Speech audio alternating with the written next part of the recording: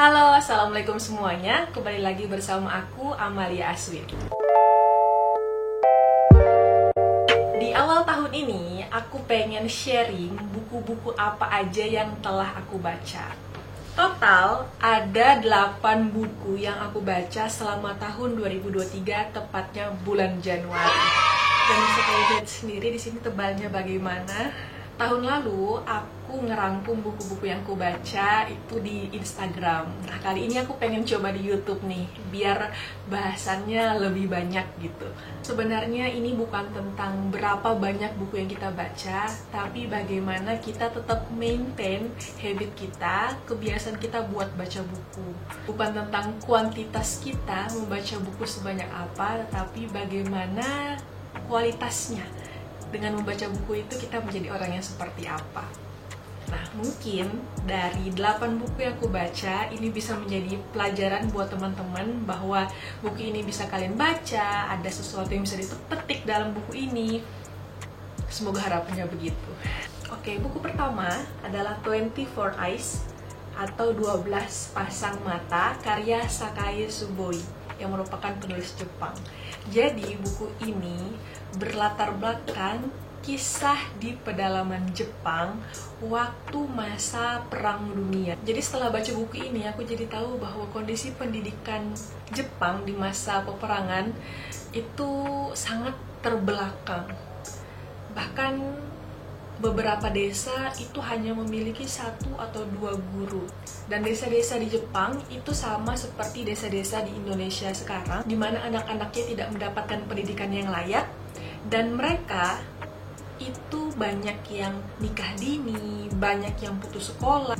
Di buku ini bercerita bagaimana seorang guru baru yang ada di desa tersebut itu membangkitkan lagi semangat anak-anak muridnya yang mengalami semacam trauma saat peperangan, Perang Dunia 1 dan 2, itu agar menjadi semangat lagi, semangat dalam hal kehidupan serta pendidikan. Jadi waktu aku baca buku ini, aku merasakan perkembangan 12 murid yang awalnya masih SD, kemudian beranjak ke sekolah yang menengah, kemudian menjadi pekerja, hingga akhirnya tua. Dan mereka tetap berkomunikasi dengan gurunya. Memang gak terlalu banyak tentang hal sejarah dalam buku ini, tapi lebih mendalami karakternya. Jadi gimana efek peperangan itu kepada orang-orang di Jepang sana. Aku rating 9/10. Oke, buku kedua adalah Lelaki-Lelaki Tanpa Perempuan karya Haruki Murakami. Buku ini bagus banget. Jadi ini adalah kumpulan beberapa cerpen yang kalau menurut aku ya, cerpen awal hingga akhir itu urutannya terbaik hingga yang less baik. Jadi buku ini banyak banget mengajarkan tentang kehidupan. Seperti halnya Murakami, memang penuturannya itu agak sedikit dewasa dibandingkan karya-karya orang lain ya. Tapi maknanya kalau kita gali lebih dalam itu sangat meaningful banget. Dia banyak menggunakan pendekatan psikologi dan sangat membuat kita ikut berpikir. Satu kata buat buku ini, bahwa ternyata seberapapun kita mengenal seseorang, sedalam apapun kita mengenalnya, kita nggak pernah akan bisa mengenal orang itu. Jadi mau kamu kenal, kamu nikah sama orang tersebut, kamu nggak benar-benar bisa mengenal sepenuhnya dia. Kamu nggak bisa mengikuti jalan pikiran dia, kamu nggak bisa paham dengan keputusan-keputusan yang dia buat. Itu yang bisa aku rangkum dari semua cerpen yang ada di buku ini. Buku ini aku rate 8/10. Buku selanjutnya adalah Shine karya Jessica Jung. Jadi kalau kalian tahu, Jessica Jung ini adalah seorang member SNSD, Girls' Generation. Jadi bukunya ini bercerita tentang seorang idol yang masih menjalani tahap trainee. Jadi sebelum dia debut tuh, sebelum dia jadi artis beneran, itu dia jadi trainee dulu selama beberapa tahun. Nah, di sini diceritakan nih dalam bentuk novel. Beda sama penulis lain yang menulis tentang perjuangan menjadi seorang idol, tapi dia tidak mengalami hal tersebut. Karena Jessica Jung ini mengalami, sehingga aku jadi kayak punya bayangan bener-bener, oh ternyata begini loh perjuangan seorang idol itu di Korea, bener-bener gak mudah. Dan ternyata yang berperan itu bukan cuma seberapa keras kamu berlatih, tetapi background kamu bagaimana, seberapa dekat kamu dengan petinggi-petinggi perusahaan, dan seberapa eye-catching kamu. Banyak banget yang bisa kita petik dari novel karya Jessica Jung ini. Dan setahu aku ini ada lanjutannya, tapi aku belum beli. Aku rate buku ini 8/10 dan aku benar-benar pengen tahu kelanjutannya. Buku selanjutnya adalah 1001 Hari Menulis dan Menerbitkan Novel karya R. Masri Saraputra. Jadi ini tentang bagaimana kita menulis novel dan tahap-tahapnya selama 101 hari. Ini menurut aku buku ini bisa jadi pedoman yang bagus buat menulis novel.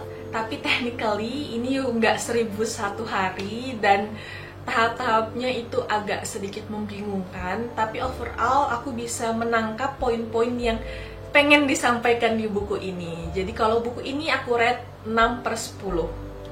Buku selanjutnya adalah Shadow and Bone series. Jadi ini series yang ada di Netflix. Aku nonton terlebih dahulu seriesnya. Kemudian aku penasaran banget sama kelanjutannya, jadi aku beli bukunya. Ini urutannya. Yang satu, yang kedua, dan yang ketiga.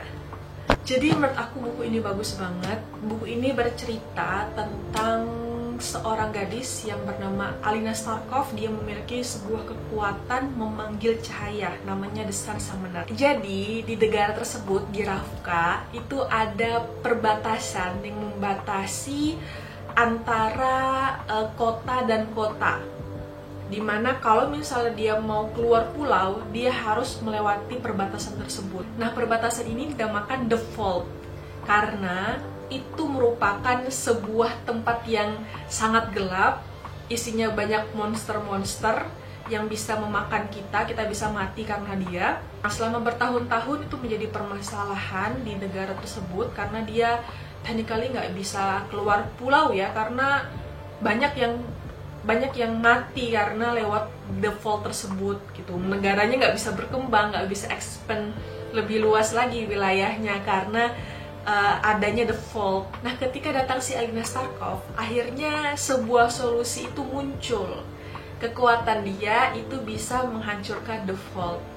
Nah, tapi nggak serta-merta karena kekuatannya si Alina itu masih terhitung kecil dan diperlukan penambah kekuatan yang dinamakan The Amplifier. Nah, sehingga buku ini yang ke-1 ini pencarian amplifier ke-1. Buku yang kedua ini bercerita tentang perjuangan dia mencari amplifier yang kedua. Dan yang ketiga adalah mencari amplifier ketiga. Nah, di ketiga ini dia berhasil nanti menghancurkan The Vault. Menurut aku buku ini bagus banget. Aku rate ini 10/10 karena benar-benar seru, sangat page turning, sangat bikin kita pengen baca terus. By the way, season 2 seriesnya itu akan out dalam bulan Maret tahun ini. Jadi sabar banget bertemu dengan sosok Nikolai dalam buku ini karena dia baru ada di buku yang kedua. Buku yang terakhir, yang ke-8 adalah Filokomik. Jadi buku ini menceritakan tentang pendapat-pendapat para filsuf gimana cara kita hidup bahagia. Jadi salah satunya pendapatnya Platon, Seneca, Descartes, Pascal, Immanuel Kant, dan lain-lain. Ada 10 filsuf. Menurut aku ini sangat ringan karena dalam bentuk komik, jadi bukan yang serius-serius banget. Dan kalian bisa memetik banyak hal nih, aku banyak tandain. Karena menurut aku sangat mudah dipahami. Dan aku rate buku ini 9/10. Aku rekomendasi kalian buat baca karena sangat bermanfaat buat kita. Itulah 8 buku yang aku baca di Januari 2023. Aku mengajak teman-teman semua buat ikut baca buku. Nanti aku akan update lagi buku yang aku baca di bulan selanjutnya.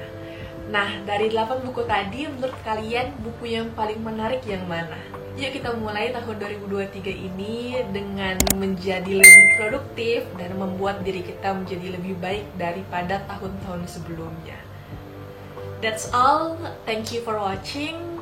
Dan jangan lupa subscribe, comment, and like, serta share ke teman-teman kalian. Semoga bermanfaat. Sampai jumpa. Yuk baca buku.